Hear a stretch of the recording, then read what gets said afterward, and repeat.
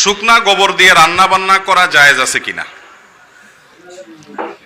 অনেক মা চাচিরা শুকনা গোবর দিয়ে রান্না বাড়া করেন, অথবা বিভিন্ন যে খড়ি আছে খড়ির উপরে গোবরের প্রলেপ দিয়া তারপর রান্না বাড়া করেন। তো এই প্রশ্ন উত্তর হলো যে গোবর যদি আগুনের জ্বালানি হিসেবে ব্যবহার করে পুড়িয়ে রান্নাবাড়া করা হয়, সে রান্নাবাড়া খাওয়া যাবে, এটা নাপাক হবে না, হারাম হওয়ার কোনো কারণ নাই। আপনাকে দেখতে হবে পাতিলের ভেতরে জিনিসটা কি। পাতিলের ভেতরের জিনিসটা যদি হালাল হয়, পাক হয়, তাহলে আপনার জন্য সেটা খাওয়া হালাল।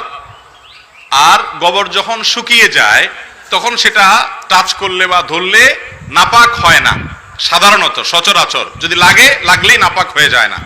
তবে কাঁচা গোবর যেটা, সেটা লাগলে নাপাক হয়ে যায়।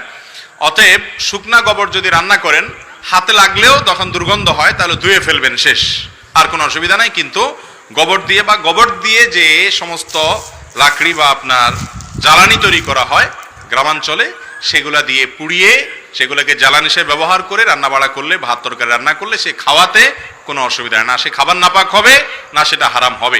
দেখতে হবে যে আপনি যেটা খাচ্ছেন, চাল ডাল যে টাকা দিয়ে কিনেছেন, সেটা কি হালাল নাকি হারাম, এটা হলো মূল বিষয়।